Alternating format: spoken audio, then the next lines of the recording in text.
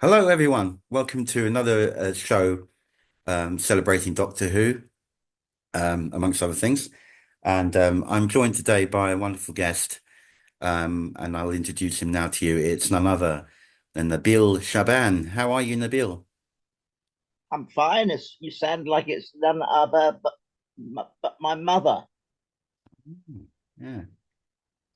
Well, speaking of which, your mother and father, you were born in Jordan, weren't Yeah, you? Yeah. yeah. Do you have any recall of that time, or were you too young to remember it? Being brought up there. I was only. I left when I was 3, so there's not much I Yeah. remember. But what I do remember is listening to wolves howling in the desert. Oh, wow. That's the main thing that I remember. And I had an aunt who said there's the thing that made her realize I wasn't of this world was I was howling like a wolf, Yeah. the wolves in the desert. So that was your first kind of like communication, I guess, It was not in a with the way, wolves, no. with, with the She wolves. Yeah. she told me about it in 1984. Ah, a long time after the fact. Yeah. Yes, Yeah. I always thought that it was a dream. I didn't believe it was real. But I had. Yeah. But it was. Yeah. It was because there's another aunt, a bit younger, who said to me, "Is there nothing you can remember about your childhood here?" I said, "The only thing I remember, and I'm not sure if I really had it, if it's true, was me constantly crying at the sound of wolves howling. Ah. I don't know if that was true." And next thing I knew, another aunt said, "Oh, yes, I remember. I remember you were constantly crying." So I, Mm, that was quite a confirmation. yeah. Um, you did spend quite a considerable amount of your childhood um in hospital, didn't you? Yeah. A few hospital, not more, I think more than one, didn't you? Yeah. Um, I was in one hospital for 6 years. yeah. That was from 3 until 9. Yeah. And what was life like for you there, Nabil? Because you was obviously separated from your parents at that point, I think. And Oh, yeah, I didn't live with my parents. I was stuck in a ward. If you want an idea of what life was like in the 1950s, early 60s, watch Carry On Nurse, except, of course, that was an adult uh, hospital, but it more or less captures the feel, the smell of life in hospital.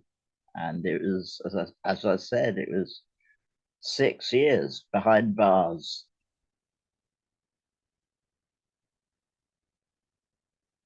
You but can imagine what it was you like.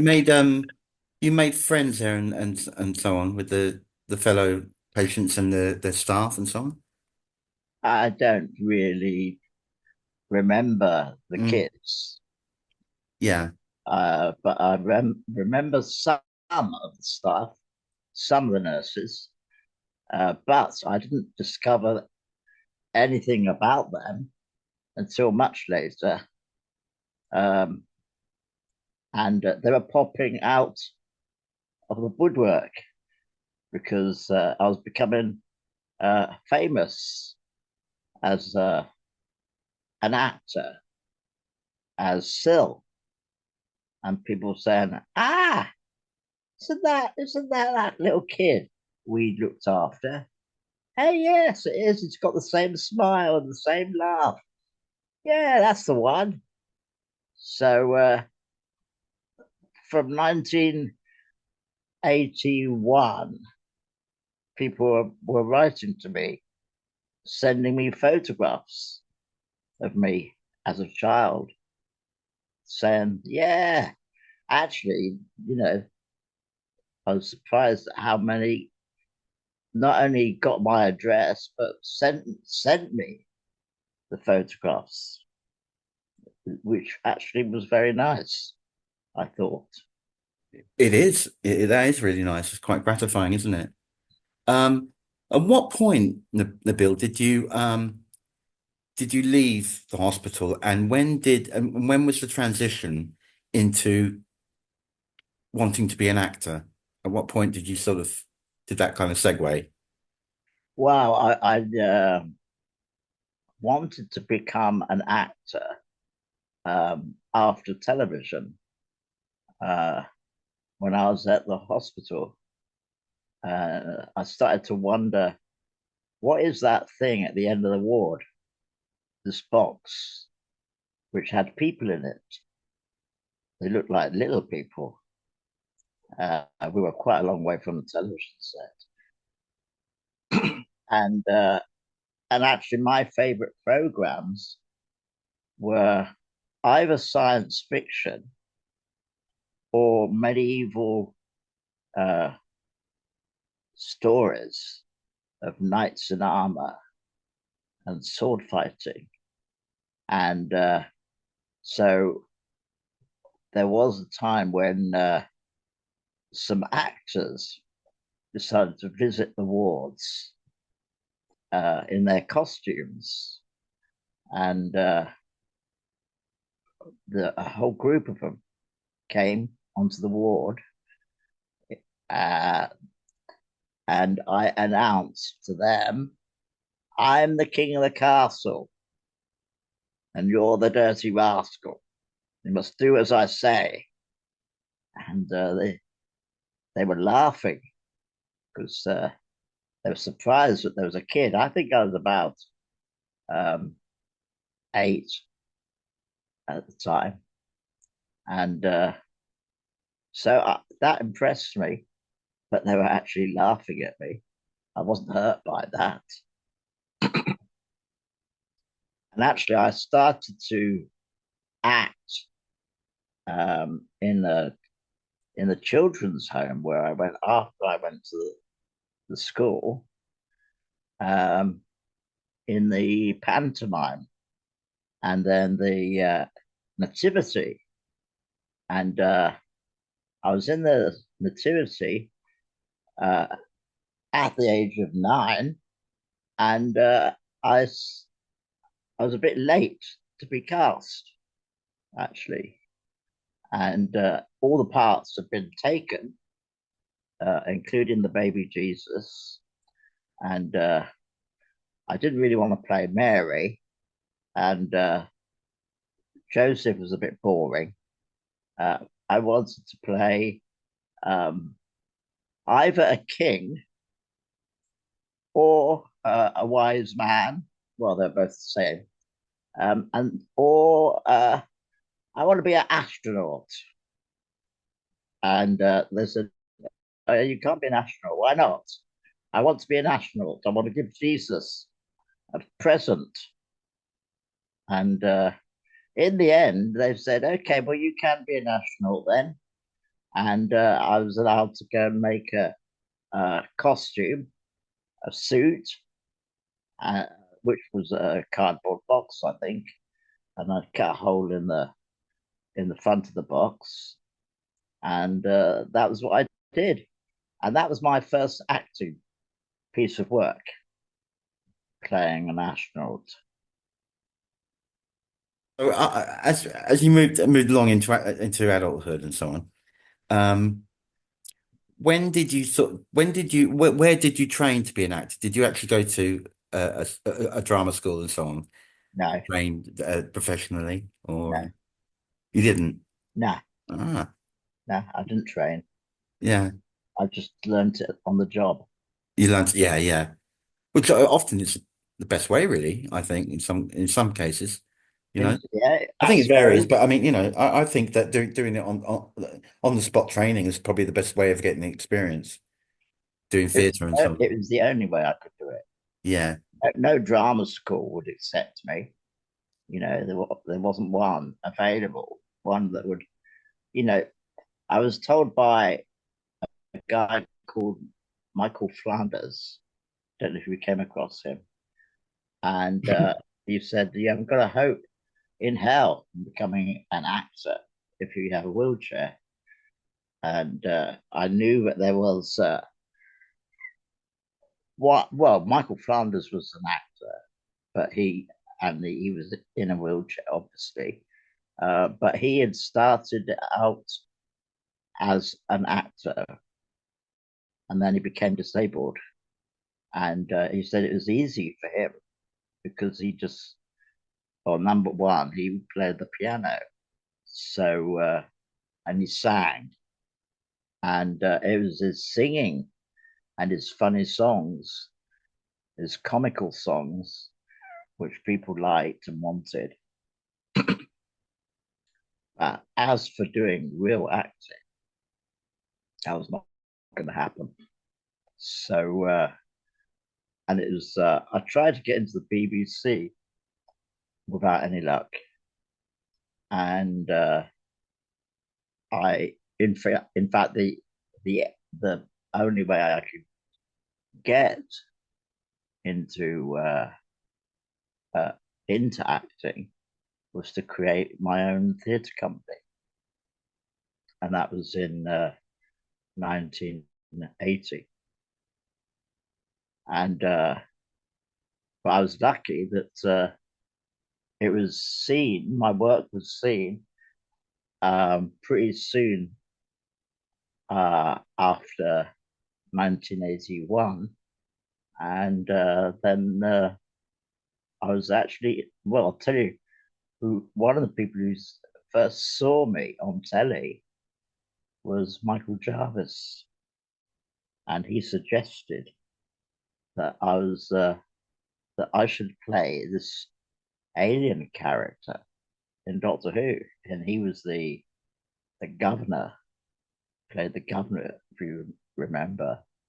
Uh, and it wasn't so much him who suggested me, but his wife. Uh, he came to he came to the house, his house, and his wife said, "Have they found someone to play that creature, Syl, yet?" He says, "No, they haven't actually." And she says, "What about that bloke you were commenting on last week? I thought he was marvelous. He looked and sounded amazing." And he says, "Ah, yes." And so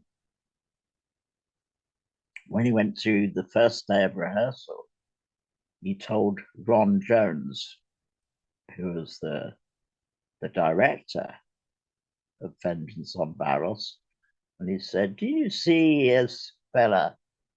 Can't remember what his name was, but he was extraordinarily good. Should think about him as Syl." And he said, "Oh, really? Well, how would I get in touch with him?"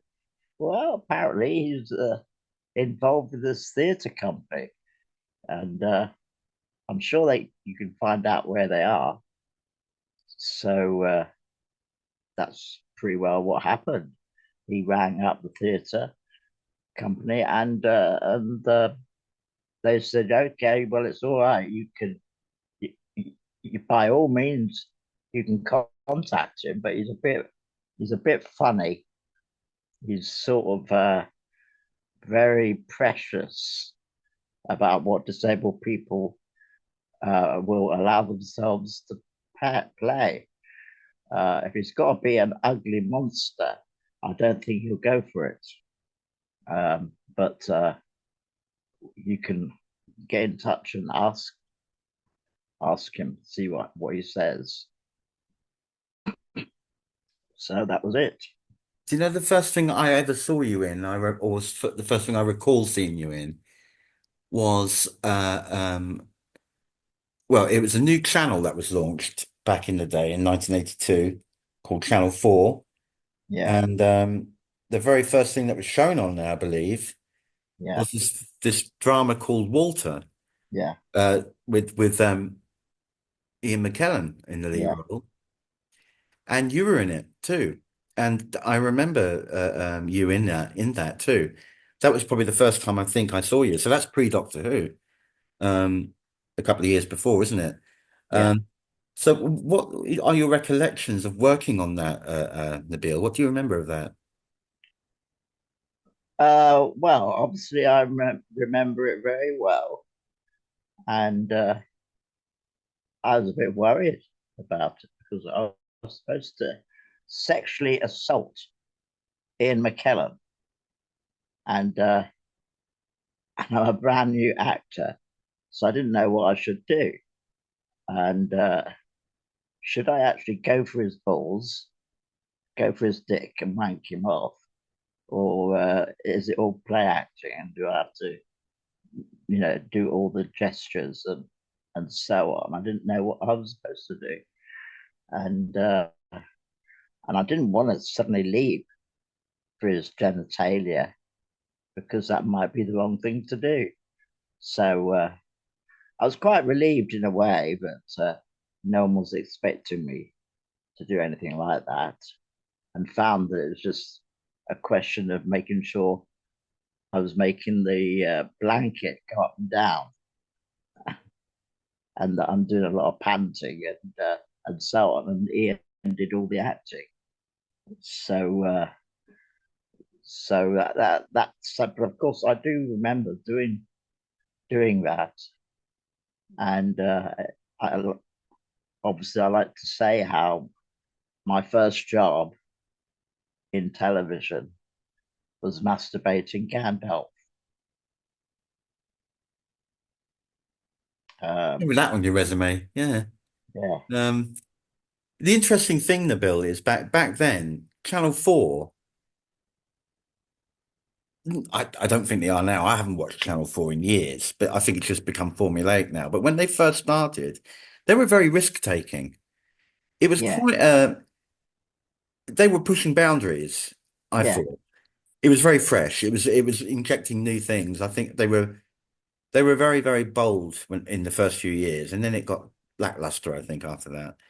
yeah. Well, But you had things like that was Comic Strip Presents on there. They were really pushing things, and doing really yeah, entertaining stuff. yeah. The reason they didn't continue as being so revolutionary was because of Thatcher.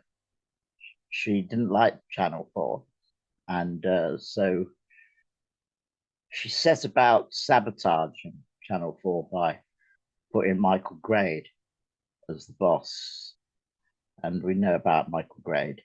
So Colin Baker, I don't just think, is Michael Grade's favourite bloke. And but Thatcher did that on purpose because it was going too far. The channel was. It was seen as being a bit left wing. So for for that reason, it became boring. Well, It, they didn't stay boring. I mean, they actually made a documentary about someone that I was promoting, Ivar the Boneless, which I wrote as a piece of historical fiction. That was in 2002, I think, but Channel 4 put that on with me giving a talk about this Viking who was disabled. And so actually, I shouldn't be too dismissive of Channel 4 because it was pretty good, at least up until the beginning of the 21st century. yeah, they did. They had a good run. Do you know what I mean? But then it just started to become a bit. I just thought, like in the latter years, it just became very formulaic TV. They seem to lost the edge that they used to have, as Yeah. far as I'm concerned, you know. Um, um, Now you've written I mean you've done everything really. You've written, produced, directed, acted, scored productions, and so on. But the question I want to ask you, Nabil, is because I don't really know the difference. I'm not clued up enough. You'll be able to tell me. What's the difference between script writing and screenplay writing? Well, there's not that much difference, but I mean, a script writing is a bit like writing a play for the stage, and a screenplay. It's more of about uh, how you envisage the story to be told visually, and so on. So you're basically writing a script which informs the cameraman and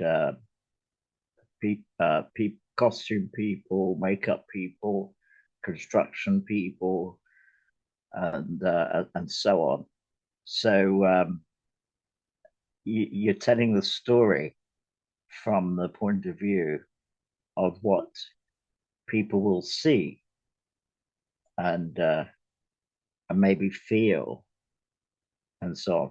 But it's a bit of a it's a bit difficult to really work out what is the difference between it. I mean, it in a way, it's more like, I mean, Keith would tell you, it's more like, um, you're the writer who is more concerned with the words that actors will say to each other, and whereas the director is more concerned with how the characters are presented, and so I mean, I've written a couple of scripts for film, and it's actually quite difficult for me to know exactly what's the difference between the two styles of telling the story. Um, Generally, you're just visualizing um, what the people will see in the storytelling, and often the stereotype is for the director to be um, putting a square, a rectangle in front of his eyes and seeing something in that way, rather than people just trying to act on the stage. So it's more flat in a way what you're doing. Um, but that's about all I can say, really. Now, well, thank you for that because I was never quite sure the differences. I know that it seems quite subtle. Yeah. Um, but before we go into a bit more about Doctor Who, uh, um, keeping with the sort of spacey angle, if you like, in going back to 1973, Nabil, for a moment, there was a big surge apparently of UFO activity going on. And you, I believe, were witness to one. You actually saw one, didn't you? Can you tell us about that, please? What that was what that was about? Well, it was actually I saw one 10 years after I saw Doctor Who. Doctor Who began in '63, and I think it's what, November, we were being invaded by the Daleks. My first experience of aliens and funny voices was the Daleks uh, on their planet Skaro. And I was 9 at the time, or maybe I was 10, actually, 63. I was 10. And I was in the children's home, and we weren't allowed to watch Doctor Who, even though it'd only been on for about 2, 3 weeks. But my family group, for some strange reason, decided it wasn't suitable for us kids to be watching. And but I was lucky that after I'd been told off by the members of staff and so told that I cannot watch it. Uh, the doctor, he had actually invited me and my friend to his house for tea, and it was Saturday, and and his son, who had the same name as my friend, said he wants to watch this program called Doctor Who, and my friend said, "Ah, we're not allowed to watch that," and I went, and he says, "It's true, you're not allowed to watch it." I don't care. Quiet. And the doctor actually seemed quite a nice bloke. And he says, "Oh, why can't you watch it? There's nothing wrong with it. And if you want to watch it, you can." And the boy says, "I want to watch it." That was the doctor's son. So I just kept looking daggers at my schoolmate, and he kept quiet. And so we were allowed to watch it. And it was the Daleks. That sold. I just had to continue watching it. So when we went back to the home, and it was Saturday again, and the member of the staff said, "Right, you have to go. You can't watch this." I was issue, "Yes, I can," and I insist on it. I want to watch it, and I started to sound like a Dalek, and eventually the member of the staff decided, "Well, we need a peaceful life," and so they relented, and we were able to watch it, and that was it. That was when I realized that um, the power of the Daleks was such that I could threaten the members of the staff of extermination, and they had no choice but to allow us to see it, because we were we were dauntless. Nothing would stop us from watching this. So that was as I said, 63, and it was in 73, um, at which time I was now 20. And the the strange thing about that was that I saw the flying saucer at midday in October of 73, in the year actually around the same time as there was a war going on in Israel. It was it actually began like a couple of days later, the fighting in Israel between the Arabs and the Jews. And the thing about that was it was happening. These UFOs or flying saucers or discs um, was happening not only in England but in America, of course. And there's quite a few people who were uh, abducted, taken aboard flying saucers. Um, and it was happening in Europe. So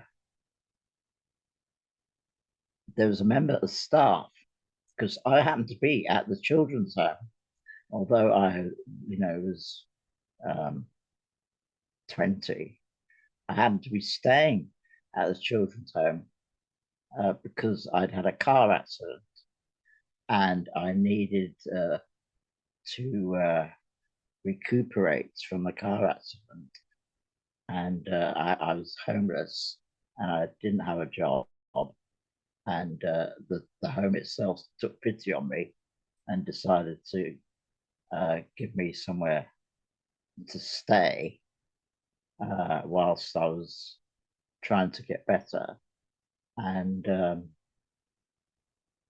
I was working at the children's home in the library, and I was actually quite amazed that the member of the staff who was looking after my sister, who was uh, 10 years younger than me, in the home, because she also has a disability, my disability, and she she saw it, saw the object, and I just said to Sylvia, I said, "Do you remember what we saw yesterday?" And I didn't say what I thought it was. And she said, "Oh, you mean that flying saucer?" And I thought, interesting. And she was a Christian, so I was a bit surprised since flying saucers were never mentioned in the Bible. So I was a bit surprised that she came out with this word or words, and I was quite happy to describe it in that light. I said, "What exactly did you see? Do you know exactly?" And she said, "Well, it was a spaceship." And she said that it was silvery, uh, it was flying quite fast, and she said that it was flying downwards and then went into a cloud and was not seen again. It didn't come out the other side of the cloud. So I thought, right. And that was actually the first of five flying saucers that I saw from 1973 through to 1980, 87, 90. So the fifth one was in 1990. And by then, I was pretty convinced. And I also was intrigued by the fact that Steven Spielberg had made Close Encounters in 1977, 78. And it was a film that such a it had not taught about the idea that there were extraterrestrials without them being sort of monsters or uh, creatures designed to frighten you, and uh, and it took it quite seriously, the subject matter. I thought. So I thought, I wonder what Steven Spielberg has he actually seen a UFO himself? And what I wondered about that. So yeah, that's the UFO stories. It's absolutely fascinating to me. I've always been fascinated by that subject anyway, really, you know. Um, but getting on to Doctor Who now, Nabil, if I may. Um, one question I'd love to ask you about is that story in particular from that period of time um, did get berated quite a bit for being violent, even though that's what it was actually depicting in the actual narrative about video violence, video nasties and stuff. What's your take on that, Nabil? I mean, did you think it was that violent, or not violent enough? Well, Still would say it's not violent enough. You wanted more, but it was Mary Whitehouse. People like her who jumped on the bandwagon of, of complaining that it was too violent. It was scaring the kids, and kids. See, the thing was, I was one of those kids who liked being scared, and it never did me any harm. It never did me any harm. So what are they talking about? Yes, and I just thought she was just being a silly woman. And I've worked with quite a few of these women who think that children should be protected from being frightened, and the kids like it being frightened, quite frankly. And we like to play the Daleks and make very loud noise. I think it's adults who get scared easily, not children. So I don't think it was violent. It wasn't enough. It wasn't sufficiently violent, and it is usually political that upsets people. And you can get a lot of violence in things like kung fu or um, what people might say is needless violence, uh, or violence which you know fox hunting.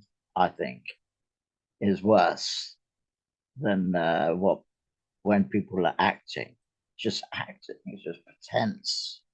And but it's with blood sports, it's real violence, and I don't condone violence to children, and I certainly don't condone violence to women, and when you're invading a country and you're torturing people, that's people seem to think that's okay, and so for for example, um, you I remember Vietnam War going on around the 70s, and so much of what was going on there was very pornographic in the way and double-sided. Uh, sometimes it seemed acceptable. You can show a dead child and their arms and legs being hacked off, and that was acceptable as long as it wasn't your child. If it was Vietnamese who had been tortured, mutilated in this way, that was fine because not one of us. So it's just so it's all a lie. Everything is a lie, uh, and their morality is a lie. So I have no sympathy for people who try to stop um, pretend violence when in fact, they actually relish violence. Um, your fellow co-stars in Varos, Nabil. How did you find how did you find the group of actors that you were working with, like particularly Colin and Nicola and Martin and so on? Well, I find them as professionals. You know, they know they got a job to do. I've got a job to do, and it's all play acting. You know, everything we do is not real, and we don't expect people to take it for real either. And so there's nothing really to say because we're all actors, and so and people in the thing is people enjoy acting, enjoy presenting themselves in a funny way, and they want to get as many laughs as they can. So we don't take anything seriously. You came back in a year or so later. I think there was about 18-month gap, wasn't there, where they put the show on hiatus, apparently. Yeah. Uh, Although at that point, I think they were trying to bury Doctor Who at that point. Um, and you came back for this But season. It was I, all I came back in trial, trial the trial of a Time Time Lord. Lord. Yeah, yeah. And, Which is all one story, but split into like little sort of three, four segments. Yeah. stories. Um, But they were trying to, they were putting Doctor Who, i.e., Colin Baker, on trial. That might have been Michael Grade. He was the prosecutor. And in a way, he was like Starmer is today. You know, he's the chief prosecutor of Colin Baker. yeah, I think at that point, really, the writing was on the wall. I think it was quite no secret that Michael Gray didn't like Doctor Who at that point, and wasn't fond of Colin's Doctor, and was trying to get rid of it and him, as well. As it later transpired, that came out, I think. But you you went on to do there was a long gap. You kind of you hadn't played Sil for a long time afterwards, and then Uh, along came Big Finish, Big Finish. Big Yeah, Finish, yeah, twice I twice you played. did that. Yeah, how did you find that, Nabil? After such a long time, was it easy slipping back into the character? This time around, you're only relying on your voice, not your look. You know, It so was maybe very there's more weird. focus. It was very weird. I wasn't, it was probably about 10, 20 years that I played Sil. And one of the first story was already written about 20 years ago, Mission to Magnus for the Ice Warriors. And I'd I'd read the script that back in 80, 86, 80, and I'd actually been paid to do it, and then it was scrapped. But I still got paid, so that was all right. And then finally we got to do the radio, and obviously I was a bit disappointed that it wasn't going to be television, and I wasn't going to wear the suit, the rubber suit, and I wasn't going to be sweating. Oh, and uh, but the weird thing is, I wouldn't have any of the actors with me. We were in separate cubicles, and so it was actually quite. I didn't know if I would be up to it, if I would be able to recapture the character without all the props, the suit, the my voice hadn't been treated to sound weird, and so I was like a fish, without any help in a way, and so and I was actually quite surprised that I was able to do it. But it all came back, the character and the laugh. That was the main thing that I was concerned about. Would I be able to recapture the evil laugh of Syl? And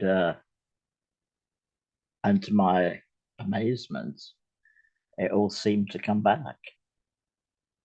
I think the spirit of Syl, the ghost, it was still haunting, inhabiting me, and and that wasn't the only time when I get a feeling that there's a character uh, won't let go of me. It doesn't matter if it's Hamlet or um, some other character um, who enjoyed the idea that once he got me, I couldn't shake him off. And he would actually say, I'm still here. I'm not going. You can't get rid of me that easily. So that was quite, in a way, kind of amusing, uh, especially if it's a long run. Um, Volpone, he was a nasty bit of work, and he was around at the time of Shakespeare, and he liked being Shakespearean. And on the last day, my last performance as Volpone, I said, right now, Volpe, I have to say goodbye to you now. This is our last show tonight.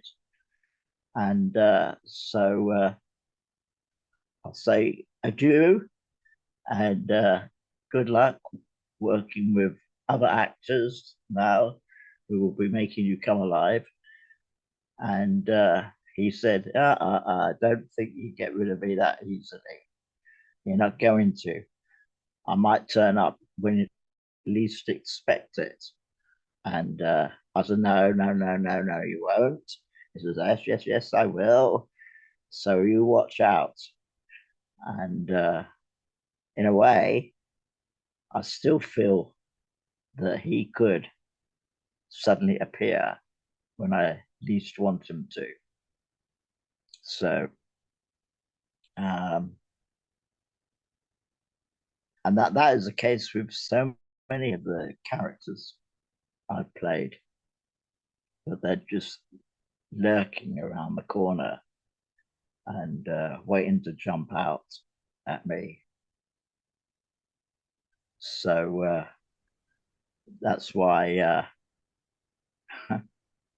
when Keith came up with the fifth incarnation of Syl, uh, I wasn't completely surprised at how easy it was to get, to wear that suit again.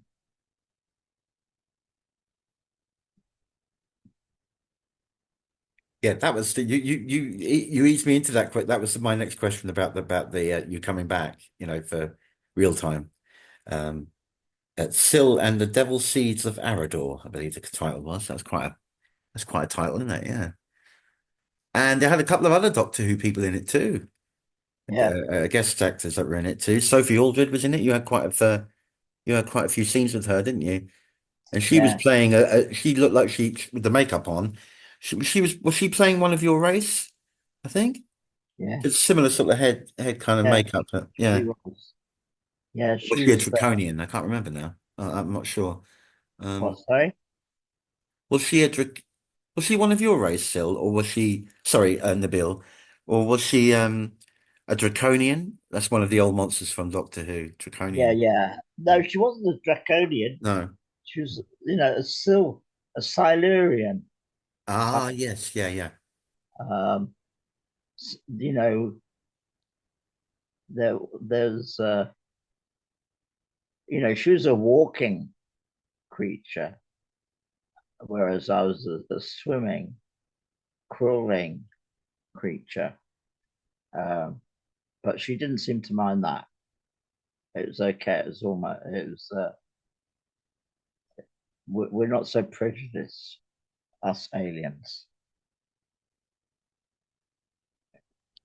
How did he find going back and back in that costume again, Nabil, after such a long time? How did I find going back to it? Wow, it's not really. It's just getting in at the right place. I would go in through my arsehole. That's how I'd go in. Um, Yeah, so it's like getting into a club puppet in a way. yeah. Is it uncomfortable, the costume? Oh yeah, Yeah. yeah. I wouldn't. You know, I nearly always say after I've done it all, never again, because it is so sweaty, so sticky, and you know, Keith saw how much I was suffering from from it because it was cracking up, and the suit was getting very kind of difficult and and sore, so that he was reluctant uh, to sort of make me go through it again. But I've got a short memory, and it's amazing how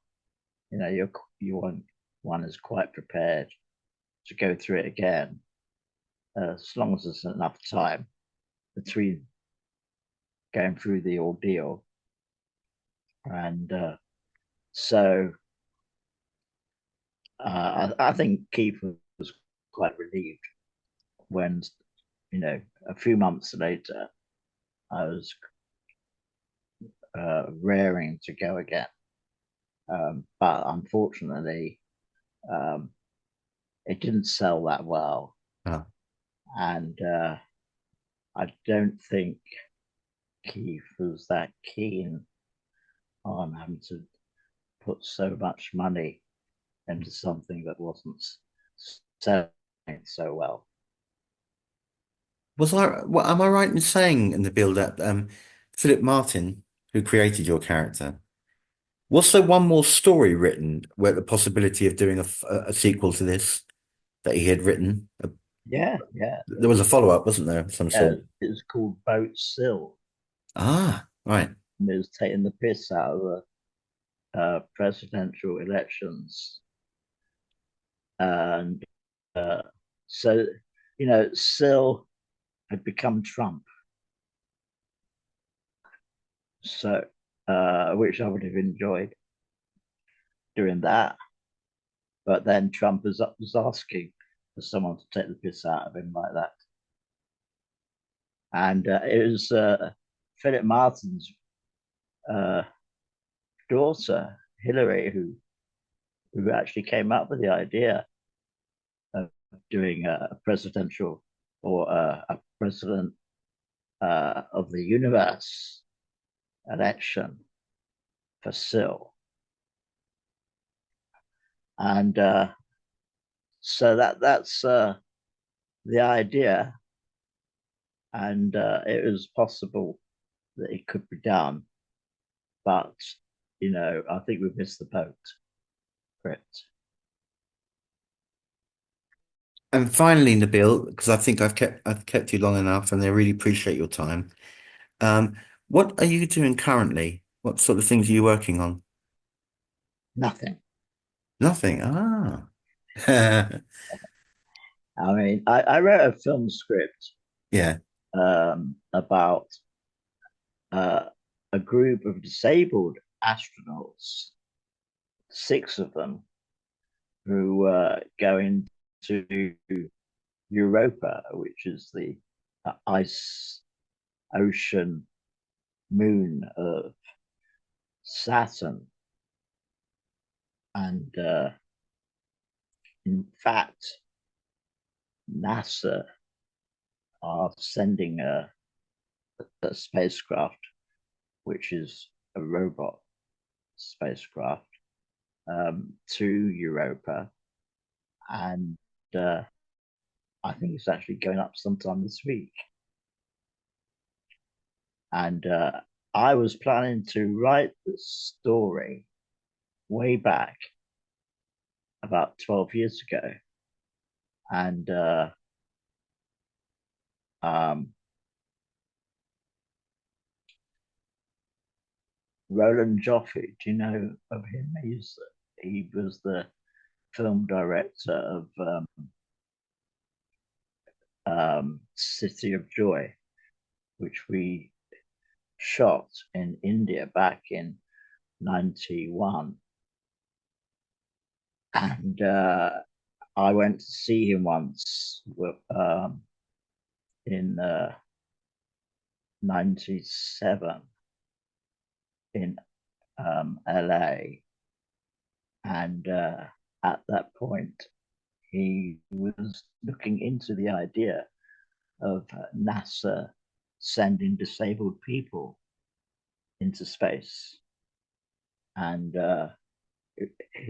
NASA at that time were particularly interested in short people, people without a lot of height, and therefore half half the size.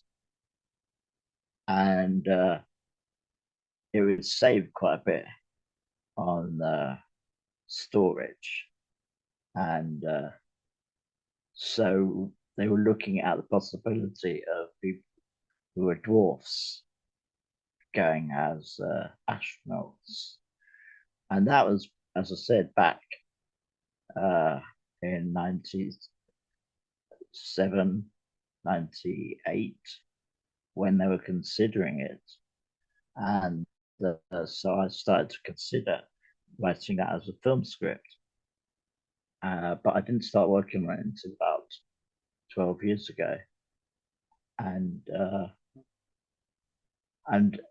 about 2 years ago, which was the same time as I published My Father Boneless, I finished writing the film script. So the jury is still out. I'm still waiting to find out if I can get it made or get any money to have it made. And that's really all I've got at the moment. Well, I hope that one day that will happen, Nabil. Um, but for now, thank you very much for joining me. It's been a pleasure speaking to you, Nabil. Uh-huh. And what about me? Oh, Was oh, it? You like it? back. Oh no, I've got nothing to do My with it. God, look at that! Look at that! Look at that, folks! Look at that! Look. Eh? Yeah. Um, Where's the other fella? Where is he? Come here. oh, Come here. watch. Ow. There you Ah, go. Well, one of Sill's people there, or Sill himself, and a lovely yeah, little knitted Dalek there. Yeah, yeah. great, Okay. Right, bug off. great stuff. Great stuff. But it's been great. Yeah, thank you so much, Nabil. Okay then. And Cheers then. thank you guys for watching too. I hope you really enjoyed this. It's been a pleasure speaking to a real eclectic number of Doctor Who guests, and I've enjoyed this journey very much. I hope you have too. So take care, friends, and farewell. Cheerio. Cheerio.